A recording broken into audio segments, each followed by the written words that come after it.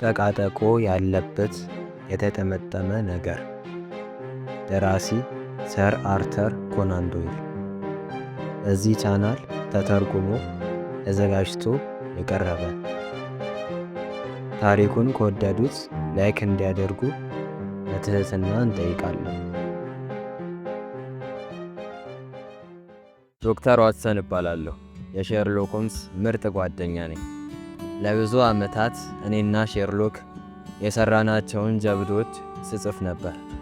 እነዚህ ታሪኮች አንዳንዴ አሳዛኝ፣ አንዳንዴ ደግሞ አስቂኝ ቢሆኑ ሁልጊዜ ግን በጣም መሳጭ ናቸው። ሆምስ ሁልጊዜ አዳዲስ ኬዞችን መፍታት ይወዳል። አዲስ ነገር በመጣ ቁጥር በጣም ደስተኛ ይሆናል። ነገር ግን አንድም ቀን ስለ ገንዘብ ሲያስብ አይቼ አላውቅም። በ1883 በሚያዝያ ወር ነበር።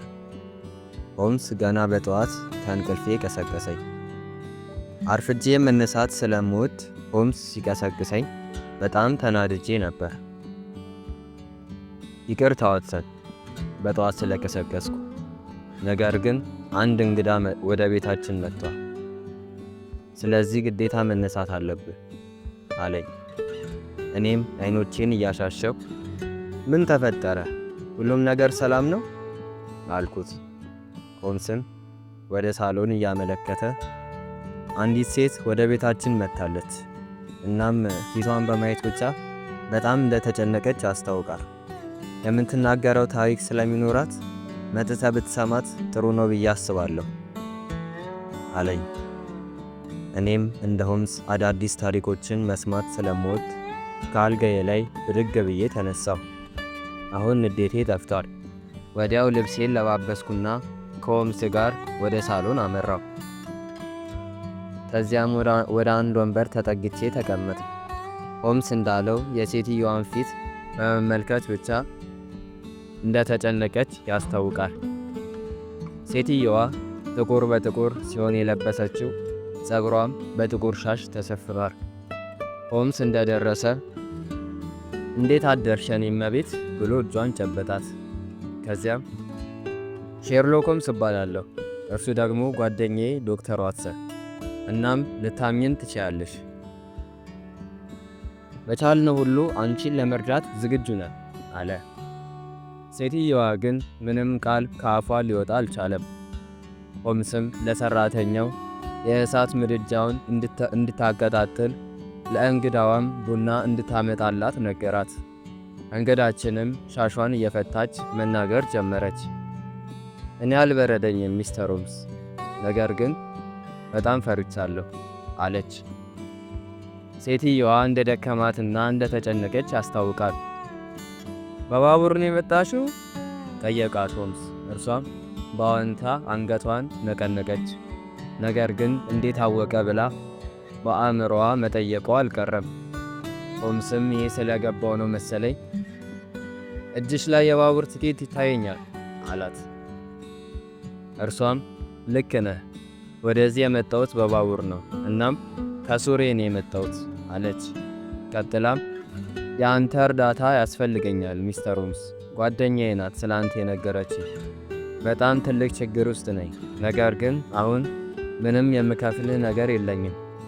በቅርቡ ስለማገባ የዛኔ እከፍልሃለሁ። እባክህ እርዳኝ ሼርሎክ አለች። ሆምስም ስለ ገንዘቡ ምንም አትጨነቂ የኔ እመቤት፣ አሁን ያስጨነቀሽን እና ያስፈራሽን ነገር ንገሪ አለ። ሴትየዋም በረጅሙ ከተነፈሰች በኋላ ታሪኳን መናገር ጀመረች። ስሜ ሄለን ስቶነር ይባላል። ከእንጀራ አባቴ ግሪምስቤ ሮይሎት ጋር ነው የምኖረው። ቤተሰባችን ብዙ ሀብትና ትልቅ ቤት ነበረው። ስቶክ ሞራን የሚባልም ዝነኛ ስም ነበረን። አሁን ግን ምንም የቀረን እና ገንዘብ የለም።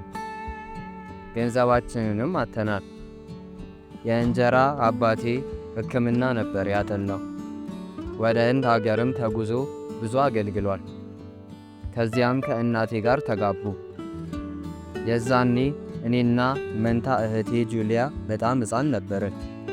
ህንድ ውስጥ ከአንድ ሰው ጋር ተጣልቶ ወደ እስር ቤት እንደገባ ሰማን። ከእስር ተፈቶ ወደ እንግሊዝ ሲመለስ ግን ጸባዩ ሁሉ በጣም ተቀየረ። እናቴ ጥቂት ገንዘብ ነበራት። ገንዘቡንም እኔና እህቴ ስናገባ እንዲሰጠን ኑዛዜዋ ላይ አስፍራለች። ጥቂት ቆይቶም እናቴ በባቡር አደጋ ሕይወቷ አለፈ። የእንጀራ አባታችን ዶክተር ሮይሎትም ስቶክሞራን ወደሚባል ያረጀ ቤት ወሰደን። ካደግንበት ቤት ብንወጣም መጀመሪያ አካባቢ ምንም አልተሰማንም ነበር። ነገር ግን ጥቂት ስንቆይ ሁሉም ነገር መለወጥ ጀመረ። ዶክተር ሮይሎት ብዙውን ጊዜ እቤት ውስጥ ማሳለፍ ጀመረ። እናም ስናወራ በቀላሉ መበሳጨትና መጮህ ጀመረ። የአካባቢው ሰዎችም እርሱን መፍራት ጀመሩ። ምክንያቱም ሰዎችን በትንሽ ነገር ተነስቶ መደብደብ ስለጀመረ ነው። እና ደግሞ ወደ ቤታችን የሚመጡ ጓደኞችም አሉት። እናም የአትክልት ቦታው ላይ የሚያኖራቸው የዱር እንስሳትም አሉት። ምን የዱር እንስሳት? ጠየኳት ንግግሯን አቋርጬ። አዎ የዱር እንስሳት አሉት። ህንድ ውስጥ እያለ ራሱ አንድ አቦ ሸማኔና ዝንጀሮ ነበረው። አሁንም እንደዚህ ያሉ የዱር እንስሳት አሉት። እናም አልፎ አልፎ የአትክልት ስፍራው ላይ አያቸዋለሁ አለች። ልክ ይህን ተናግራ እንዳበቃች ሚስ ሳድሰን የሆምስ ሰራተኛ ቡና ይዛልን መጣች። ቡናችንን ከጠጣን በኋላ ድጋሚ ወደ ጉዳያችን ተመለስን። ቤታችሁ ውስጥ ምን ያህል ሰራተኞች ነበሩ? ጠየኳት። የቤቱን ስራዎች ሁሉ የምንሰራው እኔና እህቴ ነበር። ምንም ሰራተኞች የሉንም። በእርግጥ ሰራተኞች ወደ ቤታችን ይመጡ ነበር። ነገር ግን ዶክተር ሮይሎትን ካዩ በኋላ ወዲያው ስራ ይለቃሉ። እኛ ቤት ሰራተኞች አይቆዩም አለች። ከዚያም ታሪኳን ቀጠለች። በዚህ ሁሉ ጊዜ ስንኖር የሚያስደስተን ነገር ቢኖር አክስታችንን መጎብኘት ነበር። ጥቂት ቆይቶም እህቴ ጁሊያ ሞተች። ከዚያም እኔና የእንጀራ አባቴ ብቻ ቀረን። ከዚያም ከኪሷ ውስጥ አንድ ወረቀት አውጥታ አሳየችን። ቤታችንን ለማየት እንዲረዳችሁ የቤታችንን ገጽታ በዚህ ወረቀት ለመሳል ሞክሬያለሁ አለች። ቀጥላም ይሄ የእኔ ክፍል ነው ተመልከቲ። ይሄ ደግሞ የእህቴ ክፍል። ይሄ ደግሞ የዶክተር ሮይሎት ክፍል ነው። እህቴ በሞተችበት ምሽት የሆነ ነገር ነግራኝ ነበር። ሁሌም ከሌሊቱ 9 ሰዓት አካባቢ የሆነ እንግዳ ድምፅ ትሰማ ነበር። ነገር ግን እኔ ምንም ሰምቼ አላውቅም። በዛ ምሽት እንደተለመደው በሬን ቆልፌ ወደ አልጋዬ አመራው። እህቴም ተመሳሳይ ነገር እንዳደረገች አይቼ ነበር። ሆምስ አቋረጣት። ሁሌም በራችሁን ቆልፋችሁ ነው የምትተኙት? አዎ፣ ቅድም እንደነገርኳችሁ ቤታችን ዙሪያ የዱር እንስሳቶች አሉ እና በራችንን ስንቆልፍ ደህንነት ይሰማናል። ቀጥዬ እኔም እመቤት። በዛ ምሽት ከባድ አውሎ ንፋስ ነበር። እናም በጣም ይጨንቃል። በድንገት አንድ ሰው ሲጮህ ሰማሁ። እህቴ ጁሊያ ነበረች። እኔም ከክፍሌ ሮጬ ወጣሁ። የሁጨትና ብረት ሲጋጭ የሚያሰማው አይነት ድምፅ ይሰማኝ ነበር። ጁሊያ ጋር ስደርስ መሬት ላይ ወድቃ በአሰቃቂ ሁኔታ ትጮኻለች። ሄለን፣ የተጠመጠመ ነገር ነበር፣ ጠቃጠቆ ያለበት የተጠመጠመ ነገር አለች እየጮኸች። ነገር ግን እኔ ምንም አልገባኝም። ከዚያም የእንጀራ አባታችን ከክፍሉ ወጥቶ ወደ እኛ መጣ። ጁሊያንም ለመርዳት ሞከረ። ነገር ግን በጣም ረፍዶ ነበር። ሆምስ አቋረጣት። የፉጨትና የብረት ድምፅ እንደሰማሽ እርግጠኛ ነሽ? አዎ ሚስተር ሆምስ፣ በጣም እርግጠኛ ነኝ። ሆምስ ቀጠለ። እህትሽ ምን አይነት ልብስ ነበር የለበሰችው? የተለመደ አይነት ነበር አለባበሷ? የሌሊት ልብስ ነበር የለበሰችው። በእጇም ክብሪት ይዛ ነበር። እና የሞቷ መንስኤ ምን ነበር? እንግዳችን በረጅሙ ተነፈሰች። እንደሚመስለኝ ፍርሃት ነው የገደላት ሚስተር ሆምስ። ብዙ ምርመራ ተደርጎላት ነበር፣ ነገር ግን ለሞቷ መንስኤ ሊሆን የሚችል ነገር አላገኘንም። ሆምስ መጠየቁን ቀጠለ። ጠቃጠቆ ያለበት የተጠመጠመ ነገር ማለቷ ምንድን ነው? የምታውቂው ነገር አለ? ሚሲስ ሄለን ለጥቂት ጊዜ በዝምታ ተዋጠች። ከዚያም ምናልባት ፈርታ ስለነበር ያልሆነ ነገር እየዘባረቀች ይሆናል፣ ወይንም ደግሞ ነጠብጣብ ያለበት ሻርፕ የለበሰ ሰው አይታ ሊሆን ይችላል አለች። ሆምስ ለምን ጉዳዩ ከተከሰተ ከ2 ዓመት በኋላ እንደመጣች ጠየቃት። እርሷም ልታገባ እንደሆነና በቅርቡም ከዛ ጊዜ ጋር ተመሳሳይ የሆነ የፉጨትና የብረት ድምፅ በተደጋጋሚ እየሰማች እንደሆነ እናም በጣም እንደፈራች ተናገረች። ሆምስም ሳትናገር የረሳችው የቀረ ነገር ካለ ጠየቃት። እርሷም ጥቂት ካሰበች በኋላ ምንም የቀረ ነገር እንደሌለ ተናገረች። ሆምስ ተረጋግቶ ማሰብ ጀመረ። ሁል ጊዜ ሆምስ እንደዚህ ሲያደርግ ቤቱ በዝምታ ይዋጣል። ለምን እንደሆነ ባላውቅም የዛን ቀን ግን ዝምታው ጨነቀኝ። ሆምስ ጥቂት ከቆየ በኋላ የእንጀራ አባቷ በሌሉበት ቤቱን መጎብኘት የሚቻል ከሆነ ጠየቃት። እርሷም የእንጀራ አባቷ ከቤት እንደወጣና በቅርቡ እንደማይመለስ ተናገረች። ከዚያም ሆምስ በደስታ ወደ እኔ ዞር አለና ዋትሰን፣ ዛሬ የስቶክ ሞራንን ቤት ብንጎበኝ ምን ይመስልሃል? አለኝ። እኔም ሁል ጊዜ ከእርሱ ጎን እንደምቆም በመግለጽ ለጉብኝቱ ዝግጁ መሆኔን ገለጽኩለት። ሚሲስ ሄለንም ይህን ስትሰማ ደስ አላት። ለመሄድም መዘጋጀት ጀመረች። ሆምስ ይህን ሲያይ መጀመሪያ ቁርስ እንድትበላ ጠየቃት። እርሷ ግን አሻፈረኝ አለች። ከዚያም ከቤት ወጥታ ሄደች። እኛም ጥቂት ቆይተን እንደምንመጣ በመግለጽ ተሰናበትናት።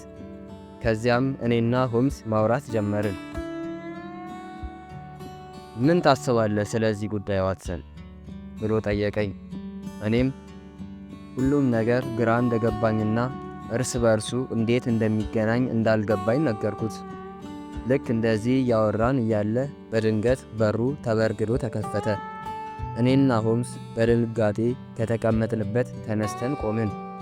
አንድ የተናደደ የሚመስል ረጅም ሰውዬ ወደ ቤታችን ገባ። ማንኛችሁ ናችሁ ሚስተር ሆምስ? ጠየቀ። ሆምስ ፈገግ ብሎ እኔ ነኝ አለ። ሰውየው ዶክተር ሮይሎት የሚሲስ ሄለን የእንጀራ አባት ነበር። ሚሲስ ሄለን ወደ ቤታችን በመምጣቷ በጣም ሳይናደድ አልቀረም። ሆምስ ግን ከፈለገ ይበልጥ ይናደድ ብሎ ነው መሰለኝ አሁንም በፈገግታ የተመለከተው ነው። ዶክተር ሮይሎት የእሳት መቆስቆሻውን ብረት ብድግ አደረገና አጣመመው። ከዚያም መሬት ላይ ጥሎት ወጥቶ ሄደ። ሰውየው ከሄደ በኋላ ሆምስ ብረቱን አንስቶ ለማቃናት ጊዜ አልወሰደበትም። በዚህ ጊዜ ነበር ሆምስ ምን ያህል ጠንካራና ስፖርተኛ እንደሆነ ያረጋገጥኩት። ሰውየው ከሄደ በኋላ ሆምስ እንደ ቀድሙ ፈገግ አላለም። እንዲያውም የተጨነቀ ይመስላል። ዋትሰን፣ ቁርሳችንን ከበላን በኋላ አንዳንድ መረጃዎችን ለማሰባሰብ መውጣት አለብኝ። አንተ ለጊዜው እቤት ትቆየኛለህ አለኝ። እኔም አንዳንድ መስራት ያሉብኝ የወረቀት ስራዎች ስለነበሩ ትንሽ ጊዜ በማግኘቴ ደስ አለኝ። ቁርሳችንን በፍጥነት ከተመገበን በኋላ ሆምስ ወጥቶ ሄደ። እኔም ከሕክምና ጋር የተያያዙ አንዳንድ ስራዎችን ለመጨረስ ወደ ክፍሌ አመራው። ልክ 1 ሰዓት ተኩል ሲሆን ሆምስ ወደ ቤት ተመለሰ። እኔም ቢሆን አብዛኛውን ስራዎቼን ጨርሼ ስለነበር ገና ድምፁን ስሰማ ከክፍሌ ወጥቼ ወደ ሳሎን አመራው። ሆምስ በእጁ ሰማያዊ ወረቀት ይዟል። ሆምስ አንዳንድ ነገሮችን ማስታወሻ የያዘበት እንደሆነ ገመት። በእጅ የያዝከው ወረቀት ምንድን ነው? ጠየቅኩት። ብዙ እንዳልቆየው ተስፋ አደርጋለሁ ዋትሰን።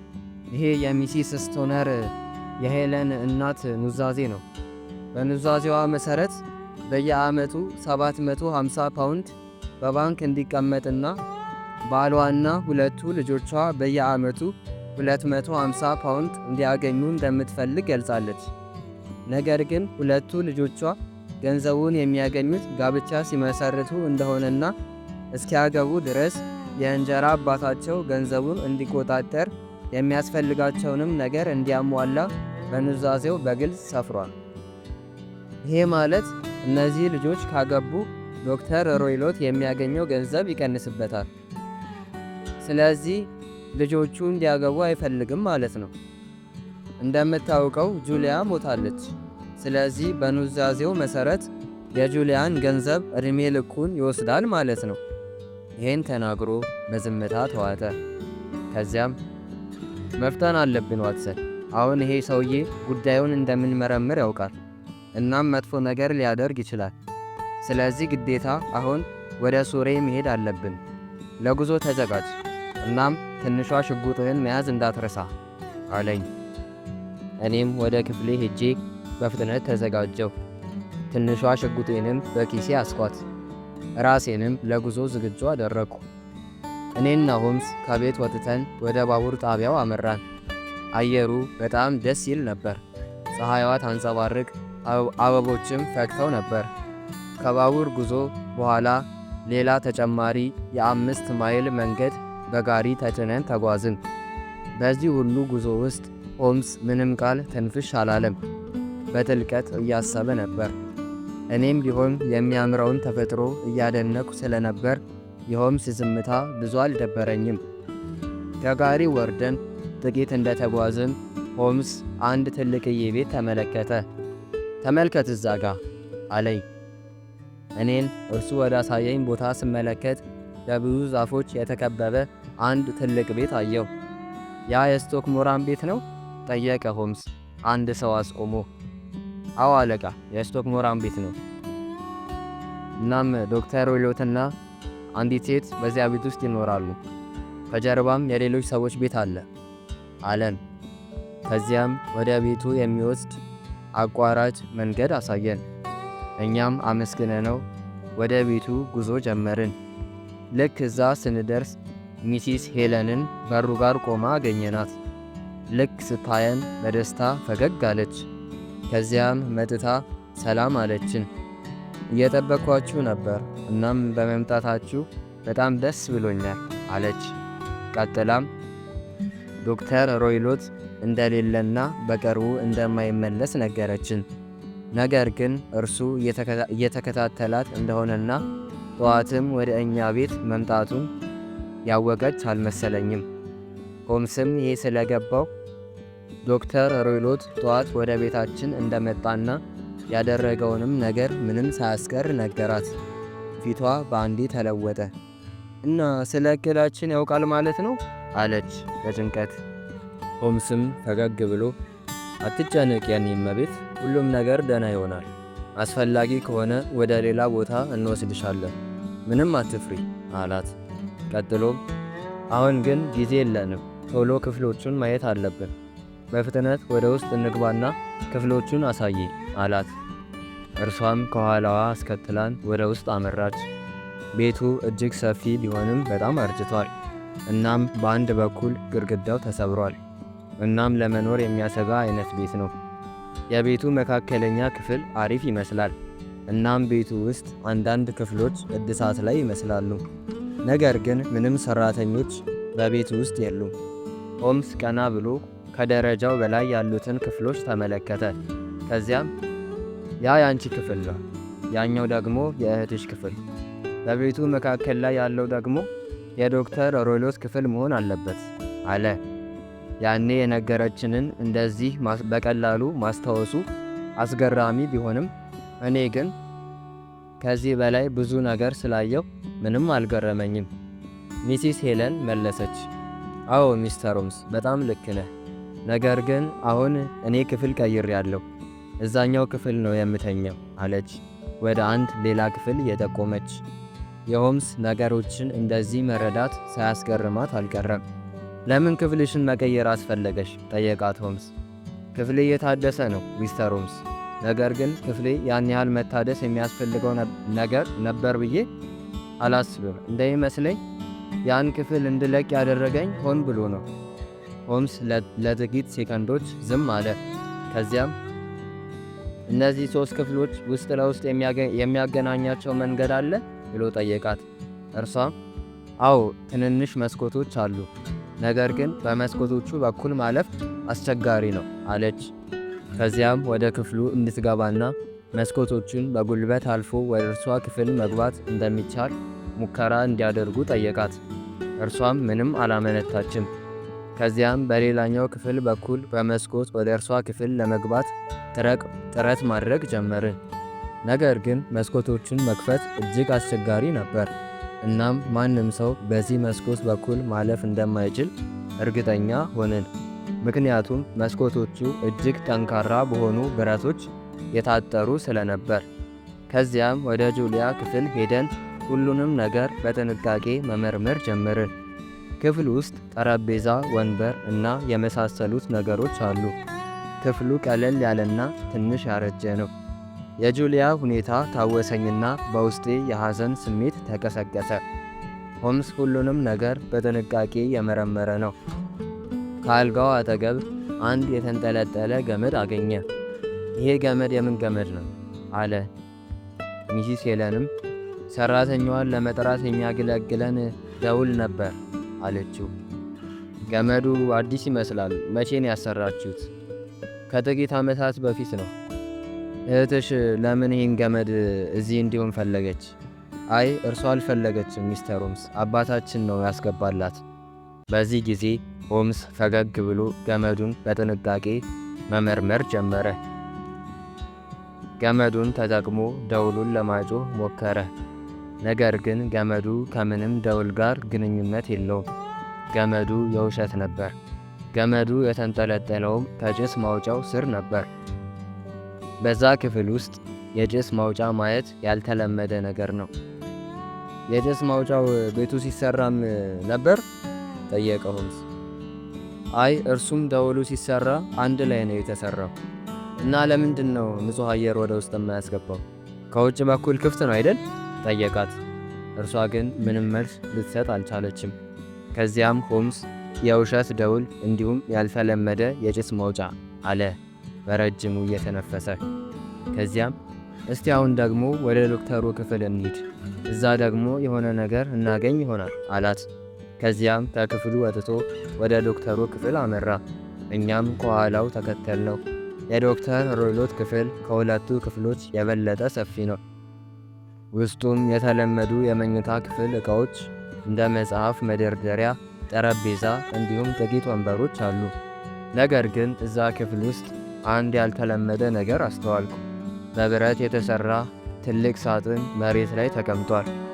ውስጡ ምን ሊኖር ይችላል ብዬ ራሴን ጠየቁ። ነገር ግን በዛ ሳጥን ሊቀመጥ የሚችል ነገር ሊመጣልኝ አልቻለም። ሆምስም ስለ ሳጥኑ ለማወቅ በጣም እንደጓጓ ያስታውቃል። ምንድን ነው እዚህ ውስጥ ያለው? ጠየቃት። የእንጀራ አባቴ አንዳንድ ወረቀቶች ናቸው። ከብዙ ዓመታት በፊት አንዴ ተከፍቶ አይቼው ነበር። እናም በጣም ብዙ ወረቀቶች ነው ያሉበት አለች። ሆምስ ወደ ሳጥኑ ተጠጋ። እላዩ ላይ በትንሽዬ ብልቃጥ የተቀመጠ ወተት ነበር። ይሄ እዚህ ምን ያደርጋል ብሎ ጠየቃት።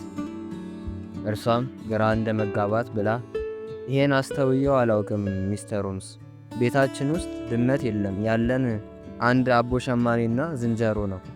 ነገር ግን ይሄ ወተት ለአቦ ሸማኔው ታስቦ የተቀመጠ አይመስለኝም፣ ምክንያቱም እርሱ ብዙ ወተት ነው የሚፈልገው አለች። ሆምስም ሳጥኑን ባለበት ትቶ ሌሎች ነገሮችን መመርመር ጀመረ። ከዚያም በድንገት ፊቱ በፈገግታ ተሞላ። የሆነ ነገር እንዳገኘ ገባኝ። ሄጄ ስመለከት የአልጋው እንጨት ላይ የተጠመጠመ የውሻ ማሰሪያ ቀበቶ ተመለከትኩ። ስለዚህ ምን ታስባለህ ዋትሰን? ጠየቀኝ። እንደማየው ከሆነ እንደ ማንኛውም የውሻ ማሰሪያ ቀበቶ ነው። ነገር ግን ለምን እንደዛ እንደተጠመጠመ አልገባኝም አልኩት። እርሱም ጥምጣሙን አተኩሮ እየተመለከተው አንዳንዴ መጥፎ ሰዎች ጭንቅላታቸውን ለመጥፎ ዓላማ ሲጠቀሙ በጣም አደገኛ ነው ዋትሰን አለ። ከዚያም ምንም ሳይናገር ከክፍሉ ወጥቶ ሄደ። ከዚያም በቀስታ ወደ አትክልት ስፍራው አመራ። እዚያም ምንም ሳይናገር በአትክልት ስፍራው እየተንጎራደደ ማሰብ ጀመረ።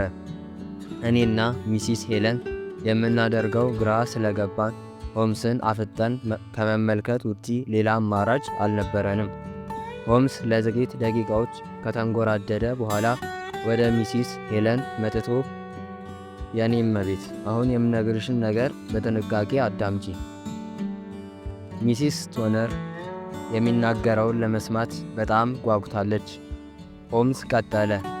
ዛሬ ማታ ግዴታ አንቺ ክፍል ውስጥ ማደር አለብን አለ። ሚሲስ ሄለን ብቻ ሳትሆን እኔም በጣም ገረመኝ። ሆምስ ግን ማብራራቱን ቀጠለ። እዚያ ጋር መጠጥ ቤት አለ። እናም ከዚያ ሆነን የአንቺን ክፍል መስኮት መመልከት እንችላለን። ዶክተሩ ወደ ቤት ሲመለስ ራሴን አመመኝ ብለሽ ክፍልሽ ውስጥ ገብተሽ ተኚ። ልክ ዶክተሩ ወደ ክፍሉ ሲገባ ኩራዝ አብርተሽ መስኮቱ ጫፍ ላይ ታስቀምጫለሽ። ከዚያም ከክፍሉ ትወጪና ወደ በፊቱ ክፍል ትገቢያለሽ። እኛም ቀስ ብለን አንቺ ክፍል ውስጥ ገብተን እንደበቃለን። ግዴታ ማታ ማታ ከሚሰማሽ ድምፅ ጀርባ ያለውን ምስጢር መረዳት አለብን አላት። ሚሲስ ሄለን ግራ ገብቷታል። ሆምስ ግን ሁሉም ነገር ሰላም እንደሚሆን እየነገረ አበረታታት። እርሷ ግን ስለ እህቷ አሟሟት ያወቀው አዲስ ነገር ካለ ደጋግማ ጠየቀች። ስለ እህቴ ያወቅከውን ለምን አትነግረኝም? አለች። ስለ እህትሽ አሟሟት ጥቂት ሐሳቦች አሉኝ፣ ነገር ግን በቂ ማስረጃ የለኝም። ስለዚህ ጥቂት ታገሽ፣ ሁሉንም ነገር በኋላ ታውቂያለሽ። ፍርሃት አይደለም ማለት ነው የገደላት? ሁሉንም ማወቅሽ አይቀርም የኔ እመቤት። አሁን ግን ዶክተር ሮይሎት ሳይመለስ መሄድ አለብን። አስታውሽ የነገርኩሽን። አይዞሽ፣ ሁሉም ነገር ሰላም ይሆናል። ይህን ካላት በኋላ ሚሲስ ሄለንን ተሰናብተን ወደ መጠጥ ቤቱ አመራን። መጠጥ ቤቱ ውስጥ ብዙም ሰው የለም። እኔና ሆምስም ጥቂት ቢራ አዘን የተጨዋወትን አመሸን። ከምሽቱ 12 ሰዓት አካባቢ ዶክተር ሮይሎት ወደ ቤቱ መጣ። ያለንበት ቦታ ሩቅ ቢሆንም ዶክተር ሮይሎትን አይቶ ለመለየት አላዳገተንም። ጥቂት ቆይቶ የቤቱ መብራት በራ። ከጭስ ማውጫውም ጭስ መውጣት ጀመረ። ሰማዩ መጨለም ጀምሯል። ሆምስ ፊቱ የተጨነቀ ይመስላል። ዋትሰን፣ ዛሬ ምሽት የሆነ ነገር እንደሚፈጠር ተሰምቶኛል። እናም እባክህ ተጠንቀቅ አለኝ። እኔም ሆምስን በሚያጽናናው መልኩ ምንም እንደማይፈጠርና ሁሉም ነገር ሰላም እንደሚሆን፣ ይህንንም ኬስ እንደ ሌሎቹ በድል እንደምናጠናቅቅ ፈጣሪም ቢሆን እንደሚረዳን ገለጽኩለት። አዎ ልክ ነህ ዋትሰን አለኝ ፈገግ ብሎ። ቀጥሎ ነገር ግን ዛሬ ከሌላው ጊዜ ይበልጥ በደንብ ተጠንቀቅ። እናም ከእኔ እንዳትለይ፣ የምነግርህን ነገር ሁሉ በጥንቃቄ ስማ አለኝ። እኔም እርሱ እንዳይጨነቅ የሚለኝን ሁሉ እንደምሰማ ገለጽኩለት። ቀጥዬም እዛ ክፍል ውስጥ ስላየነው ነገር ለምን አትነግረኝም? አዲስ ነገር እንዳወቅ እርግጠኛ ነኝ አልኩት። እርሱም አንተ ያየኸውን ነው ያየሁት ዋትሰን፣ ሌላ ያየሁት ነገር የለም። እርሱማ ተመሳሳይ ነገር ነው ያየነው፣ ነገር ግን ስለ ደውሉና ጭስ ማውጫው እንዲሁም ዶክተር ሮይሎት ክፍል ስላየነው ነገር ምንም የማስበው ነገር የለም። ሁሉም ነገር ምስጢር ሆኖብኛል አልኩት። ሆምስም ትንሽ ፈገግ ካለ በኋላ ስለ ነገሩ ማብራራት ጀመረ። ገና ወደዚህ ቤት ከመምጣታችን በፊት የጭስ ማውጫ እንደምናገኝ ጠርጥሬ ነበር አለኝ። እኔም በመደነቅ እንዴት አልኩት። ሆምስ ቀጠለ። ሚሲስ ሄለን ወደ ቤታችን የመጣች ጊዜ ካስታወስክ የሲጋራ ሽታ ሌላ ክፍል ውስጥ ድረስ እንደሚሸት ገልጻ ነበር። ይህም በእነዚህ ክፍሎች መካከል ግንኙነት እንዳለ ያሳያል። እናም ከዚህ በመነሳት ትንሽዬ የጭስ ማውጫ በድብቅ ሊኖር እንደሚችል አወቅኩ አለኝ። እኔ ግን አሁንም ግራ እንደገባኝ ነው። ታዲያ ይሄ ምን ክፋት አለው? የጭስ ማውጫው ጉዳት አልገባኝም አልኩት። አስተውል እንጂ ዋትሰን፣ የጭስ ማውጫ፣ የደውል ገመድ እና የአንዲት ምስኪን ልጅ ሞት በተመሳሳይ ጊዜ ነው የተከሰተው እና ከሞቱ ጋር የሚያገናኘው ነገር እንዳለ ለማወቅ ይሄ በቂ አይመስልም አለኝ። እኔም ጥቂት ካሰብኩ በኋላ አልጋው ከመሬቱ ጋር ተጣብቋል እንዴ ብዬ ጠየቅኩት። አዎ ዋትሰን፣ አልጋው ከመሬቱ ጋር ተጣብቋል እናም ማንቀሳቀስ አይቻልም እና የጭስ ማውጫውና ገመዱም ለአልጋው ቅርብ ነው አለኝ። እኔም እንደዚህ አይነት ነገር ገጥሞኝ እንደማያውቅና ነገር ግን ዶክተሩ በታቀደው ሁኔታ ግድያውን እንደፈጸመ ገለጽኩኝ። በጣም ጎበዝ ዋትሰን፣ አየህ ዶክተሮች ወንጀል ሲፈጽሙ በጣም አስከፊ ነው፣ ምክንያቱም ችሎታውና እውቀቱ ስላላቸው።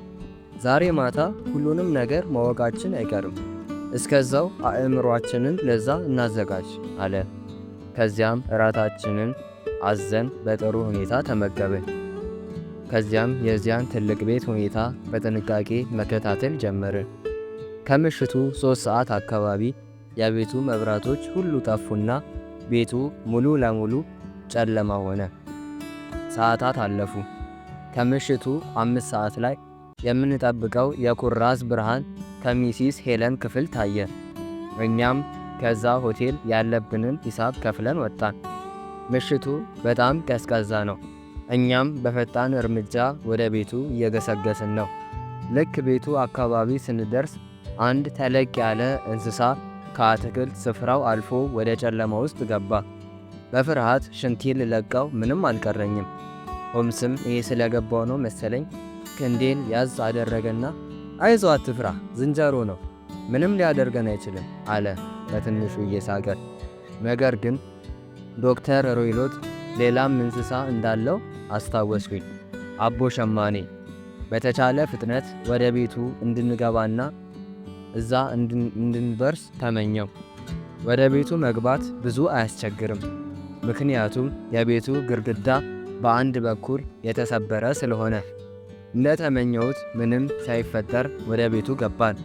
ነገር ግን አሁንም ቢሆን ስጋቴ አልለቀቀኝም፣ ምክንያቱም እኛ በገባንበት ቀዳዳ አቦ ሸማኔውም የማይገባበት ምንም ምክንያት የለም።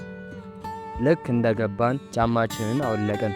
ከዚያም በቀስታ ወደ ክፍሉ አመራን። ከዚያም ክፍል ውስጥ የነበረውን የኩራዝ መብራት አደበዘዝነውና ጠረጴዛው ላይ አስቀመጥነው። ሚሲስ ሄለን እንደነገርናት ወደ ቀድሞ ክፍሏ ውስጥ ስለሄደች አላገኘናትም። ሆምስ ወደ ጆሮዬ ጠጋ ብሎ እንዲህ አለኝ፣ ምንም ድምፅ ማሰማት የለብንም ዋትሰን። ትንሽ ድምፅ ትልቅ ዋጋ ሊያስከፍለን ይችላል። እናም ብንደበቅ ጥሩ ነው አለኝ። በአእምሮዬ ውስጥ የሚመላለሱ ብዙ ጥያቄዎች ቢኖሩም ላለመጠየቅ ወሰንኩ። ዝምታዬ አስፈርቶት ነው መሰለኝ ሆምስ በትንሹ ነካ ነካ አደረገኝና ወደ ጆሮዬ ተጠግቶ እንዳተኛ ዋትሰን፣ ምክንያቱም አደጋ ላይ ስለሆነ በማንኛውም ደቂቃ የምንፈልገው ምልክት ሊመጣ ይችላል አለኝ። ቀጥሎ እኔ በሩ አጠገብ ሆናለሁ፣ አንተ ደግሞ እዛ ወንበር ላይ በጥንቃቄ ተቀመጥ፣ እናም ሽጉጥህን አውጥተህ በእጅ ያዝ አለኝ። እኔም ቀስ ብዬ ሽጉጤን አወጣሁና ሆምስ ያሳየኝ ወንበር ላይ ሄጄ ተቀመጥኩ። ከዚያም ሆምስ ቀስ ብሎ ተነሳና አንዳንድ ነገሮችን በጥንቃቄ ማዘጋጀት ጀመረ። አሪፍ ዱላ አዘጋጅቶ ወንበሩ አጠገብ አስቀመጠ። ከዚያም ክብሪትና ሻማ ከኪሱ አውጥቶ ጠረጴዛው ላይ አስቀመጠ። በመጨረሻም ከኪሱ ሽጉጡን አወጣና ኩራዙን ሙሉ ለሙሉ አጠፋው። ክፍሉም በጨለማ ተዋጠ። በጨለማ ውስጥ መቀመጤ መጀመሪያ አካባቢ በጣም አስጨንቆኝ ነበር። እየቆየ ሲሄድ ግን ለመድኩት። ፍርሃቴም በእጅጉ ቀነሰ። አልፎ አልፎ ከውጪ የዱር እንስሳትና የወፎች ድምፅ ይሰማል። የአቦ ሸማኔ ድምፅ ግን ከሌሎቹ በደንብ ይሰማል። ክፍሉ ጨለማ ቢሆንም ግድግዳው ላይ የተሰቀለችው ሰዓት በምታወጣው ድምፅ ሙሉ ሰዓት ሲሆን ማወቅ ይቻላል። ከሌሊቱ 9 ሰዓት አካባቢ በጭስ ማውጫዋ ውስጥ የብርሃን ጭላንጭል ታየ። በዚህ ጊዜ ሽጉጤን ጠበቅ አድርጌ ያዝኩና የሚወጣውን ነገር በንቃት መከታተል ጀመርኩ። የክፍሉ ጠረን በቅጽበት ወደሚያስጠላ የተቃጠለ ዘይት ሽታ ተለወጠ። እኛ ከነበርንበት ክፍል ቀጣይ ያለው ክፍል ውስጥ መብራት እንደበራ አስተዋልን። ክፍሉ የዶክተር ሮይሎት ክፍል ነበር። መብራቱም ደብዘዝ ያለ ነበር። በሚቀጥለው ክፍል የሆነ ነገር ሲንኮሻኮሽ ተሰማን። ከዚያም ድምፁ ድጋሚ ጠፋ። እስከ ሌሊቱ 9 ሰዓት ያለማቋረጥ ወንበር ላይ ተቀምጬ ብቆይም አሁንም ግን በጣም ንቁ ነበርኩ። ይህንን ብርታት የሰጠኝን ፈጣሪን ቀና ብዬ አመሰገንኩ። ከሚንኮሻኮሸው ድምፅ በኋላ ጥቂት ደቂቃዎች አለፉ። ነገር ግን ምንም የለም። ከዚያም በድንገት ውሃ ሲፈላ አይነት ድምፅ ተሰማኝ። ሆምስ በድንገት ከተቀመጠበት ተነሳ። ከዚያም ወደ ጠረጴዛው ሄዶ ሻማውን ለኮሰ። ከዚያም በያዘው ዱላ አልጋው አጠገብ የነበረውን ገመድ መታው። አየው ዋትሰን አየው አለኝ። ነገር ግን እኔ ምንም የታየኝ አዲስ ነገር የለም። ልክ ሆምስ ይህን ሲያደርግ የሆነ ድምፅ ተሰማኝ። ልክ ሚሲስ ሄለን እንደነገረችን የፉጨት ነበር። ሆምስ የሚሰራው ነገር ሁሉ ግራ ገብቶኛል። ጮክ ብሎ ማውራቱ፣ ሻማ ማብራቱ እንዲሁም ከደውሉ ጋር የሚገናኘውን ገመድ በዱላ መምታቱ ምንም ሊዋጥልኝ አልቻለም። ሆምስ ደጋግሞ ገመዱን በዱላው ከመታ በኋላ ጮኸ። ድምፁ ከመጮሁ የተነሳ በአካባቢው የነበሩ ሰዎች ሁሉ ሳይሰሙት አይቀርም። እኔ ግን ግራ ገብቶኝ ምንድን ነው ሆምስ ብዬ ጠየቅኩት። ሆምስም በረጅሙ ከተነፈሰ በኋላ አሁን ዋናው ነገር አልቋል ዋትሰን፣ ምናልባት በዚህ መንገድ ሳይሻል አይቀርም። አሁን ተነስና ሽጉጥህን ያዝ፣ ወደ ዶክተሩ ክፍል መሄድ አለብን አለኝ።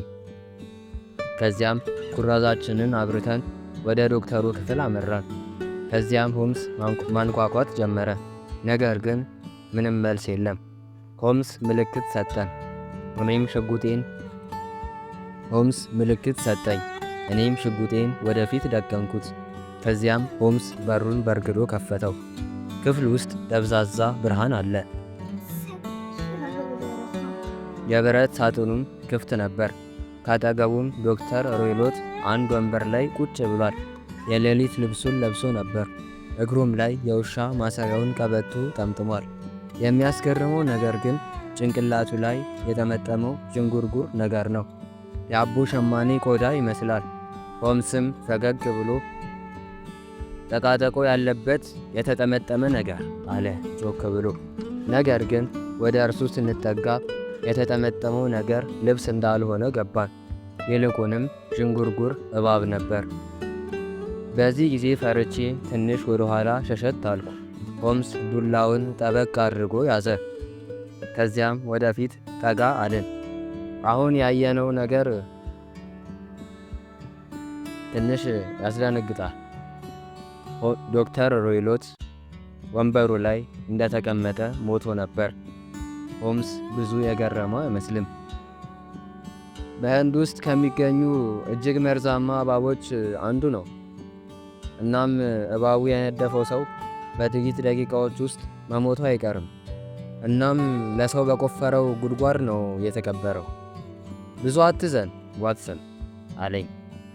ሆምስ ይህን ካለኝ በኋላ እባቡ ይበልጥ አስፈራኝ። ነገር ግን ሆምስ ዱላ ስለያዘ እባቡ ወደ እኛ ሊቀርብ አልቻለም። ሆምስ ቀስ ብሎ ከዶክተሩ እግር ስር የነበረውን ቀበቶ ፈታው። ከዚያም እባቡን አስሮ የብረት ሳጥን ውስጥ ቀስ ብሎ እንዲገባ አደረገው። ከዚያም ይሄ እባብ ወደ ቦታው መመለስ አለበት። እናም ሚሲስ ሄለን ሰላማዊ ኑሮ ልትኖር ይገባል። ነገ ሁሉንም ነገር ለፖሊስ እናሳውቃለን አለ። ሆምስ እባቡን ወደ ሳጥኑ ያስገባበት መንገድ የሆምስን ሌላ ችሎታና ጥበብ እንዳድንቅ አደረገኝ። ይህን ሁሉ ስናደርግ ሚሲስ ሄለን ከኋላችን ቆማ ትመለከት ነበር። ነገር ግን አላየናትም። እርሷም ቢሆን ፈርታ ይሁን ደንግጣ እርግጠኛ ባልሆንም ዝም ብላ ነበር። ሆምስ ሲያያት ፈገግ ብሎ አሁን ሁሉም ነገር ሰላም ሆኗል ሚሲስ ሄለን፣ ምንም የሚያስፈራ ነገር የለም አላት። ቀጥሎም ነገር ግን አንድ አሳዛኝ ዜና አለኝ። በሚያሳዝን ሁኔታ የእንጀራ አባትሽ አርፏል። ለአንቺ ባዘጋጀው ጉድጓድ ራሱ ተቀብሯል አላት። ነገር ግን አሁንም ሚሲስ ሄለን ድንጋጤዋ ፊቷ ላይ ይታይ ነበር። እናም ምንም ቃል ትንፍሽ ልትል አልቻለችም። ሆምስ ግን ፈገግ ብሎ ዋትሰን ካንቺ ጋር አብሮ ይቆያል፣ እኔ ወደ ውጭ ወጥቼ ሰዎች መፈለግ አለብኝ አለ። ከዚያ ሆምስ ከቤት ወጥቶ ሄደ። እኔና ሚሲስ ሄለን ደግሞ ወደ ማድቤት ሄደን ሻይ ማዘጋጀት ጀመርን። ይሄን ያደረኩት እርሷ እንድትረጋጋ በማሰብ ነው እንጂ ሻይ አምሮኝ አልነበረም። ሻዩን እያዘጋጀን እያለ ስለ ጉዳዩ እንዳብራራላት ጠየቀችኝ። እኔም በደንብ እንዳልገባኝና የእንጀራ አባቷ እርሷን ሊገድላት እንደነበር በዚያ ወጥመድ ግን ራሱ እንደሞተ አጫወትኳት። ሆምስ ሲመጣም ስለ ጉዳዩ በደንብ እንደሚነግረን አሳመንኳት። ሻዩን ከጠጣች በኋላ ትንሽ ተረጋጋች። ከዚያም ተረጋግተን ሆምስን መጠበቅ ጀመርን። ከጥቂት ደቂቃዎች በኋላ ሆምስ ተመልሶ ሲመጣ ሻይ አቀረብኩለት። ነገር ግን ምንም የሻይ ፍላጎት አልነበረው። ከዚያም ወደ ሚሲስ ሄለን ዞር ብሎ ስለ ጉዳዩ መናገር ጀመረ። ዶክተር ሮይሎት ዝንጀሮና አቦሸማኔ ብቻ አልነበረም ያለው። ከህንድ አገር የመጣ እጅግ መርዛማ የሆነ እባብም ነበረው። ወደ ቤታችን መጥተሽ ስለ ጉዳዩ ከነገርሽን በኋላ ብዙ ግምቶች ነበሩኝ። ነገር ግን ሁሉም ትክክል አልነበሩ። እህትሽ የሰማቻቸው ድምጾች እንዲሁም የተጠቀለለ ነገር ማየቷ ክፍሎቹን እስክንመረምር ድረስ አልገቡኝም ነበር። ነገር ግን አንዴ ክፍሎቹን ካየን በኋላ ምንም ነገር በበር ወይም በመስኮት በኩል ወደ ክፍሉ መግባት እንደማይችል ገባኝ። ነገር ግን የጭስ መውጫው እንግዳ ነገር ሆነብኝ። አልጋው ከመሬቱ ጋር መጣበቁ እንዲሁም ከአልጋው አጠገብ ያለው ገመድ ከምንም ደውል ጋር አለመያያዙ ወደ እውነታው እንድቀርብ ረዳኝ። የጭስ መውጫው ሆን ተብሎ አንድ ነገር ወደ ክፍሉ ለማስገባት የተሰራ ነው። ምናልባት እባብ። እንደምናውቀው ዶክተሩ ከህንድ የተለያዩ እንስሳት አምጥቷል። ነገር ግን ከኛ አልደበቀውም። አቦሸማኔውንም ሆነ ዝንጀሮውን በግልጽ ነው ያስቀመጣቸው። ታዲያ ለምን እባቡን መደበቅ አስፈለገው? ምክንያቱ ግልጽ ነው። በእባቡ የሆነ ነገር ለማድረግ አስቧል ማለት ነው። ሆምስ እንዲህ ሲናገር ሚሲስ ሄለን ፊቷ ላይ የሐዘንም የድንጋጤም ስሜት ይነበብ ነበር። ሆምስ ቀጠለ። ከእህትሽ ሞት በኋላ እባቡ እዛው ክፍል ውስጥ መቆየት አይችልም። ምክንያቱም በእባብ እንደተነደፈች ይታወቃል። ስለዚህ እባቡን ማሰልጠን ነበረበት። ምናልባት የምንሰማው የፉጨትና የብረት ድምፅ እባቡን ለማሰልጠን የሚጠቀምበት ነው። ወተቱም ለዚህ ዓላማ የሚውል እንደሆነ በግልጽ መመልከት ይቻላል። ሚሲስ ሄለን ማልቀስ ጀምራለች። የእንጀራ አባቷ ለገንዘብ ብሎ እንደዚህ እንዳደረገ ማመን አልቻለችም። ሆምስ ቀጠለ። እውነቱን መቀበል አለብሽ ሚሲስ ሄለን። ይሄ ሰውዬ እናንተ እንድታገቡ አይፈልግም። ያን ለማስቆም የሚቻለውን ሁሉ ያደርጋል። አስታውሽ፣ እህትሽም ልታገባ ስትል ነው የሞተች አለ። ሚሲስ ሄለን ለጥቂት ሴከንዶች ዝም አለች። ከዚያም ወደ ሁለታችንም ተመለከተችና ስላደረጋችሁልኝ ነገር ሁሉ በጣም አመሰግናለሁ። ለእኔ ስትሉ ራሳችሁን አደጋ ላይ ጥላችኋል። እናም ውለታችሁ እንዴት እንደምከፍል አላውቅም። በጣም አመሰግናለሁ አለች። ሆምስም ቀጠል አድርጎ ሌሊቱን ሙሉ እባቡ እንደሚመጣ አውቅ ነበር። እናም እርሱን እየጠበቅን ነበር። እባቡ ሲመጣ እንዲመለስ በዱላ ገመዱን መታውት። ምክንያቱም ከእባቡ ጋር መጋፈጥ አስጊ ስለሆነ። እባቡ ከተመለሰ በኋላ ጮኩ። ምናልባት የዛኔ ነው እባቡ ዶክተር ሮይሎትን የነደፈው። ምክንያቱም እባቡ ተደናግጦ ስለነበር ያገኘውን የመጀመሪያ ሰው መናደፉ አይቀርም። እንዲህ እያወራን ሳናስበው መንጋት ጀምሯል። ሚሲስ ሄለን ከተቀመጠችበት ተነስታ ሻንጣዋን ማስተካከል ጀመረች። ከዚያም ተያይዘን ወደ ባቡር ጣቢያው አመራን። እርሷ የመጀመሪያውን ባቡር ይዛ ወደ አክስቷ ቤት ሄደች። እኛ ደግሞ ወደ ፖሊስ ጣቢያ ሄድን። ሁሉንም ነገር አሳወቅን። ፖሊሶች የሰሙትን ነገር ለማመን ቢቸገሩም እኛን ከማመን ውጪ ሌላ አማራጭ አልነበራቸውም። የሮይሎት ፍጻሜ እንደ ቤት እንስሳው በተንከባከበው እባብ ሆኗል። ሚሲስ ሄለንም ከባሏ ጋር በደስታ ሕይወት ልትጀምር እየተዘጋጀች ነው። የእኔና የሆምስ ደስታ ግን በቃላት የሚገለጽ አይደለም። ምክንያቱም ጀብዷችንን በድል ስላጠናቀቅን።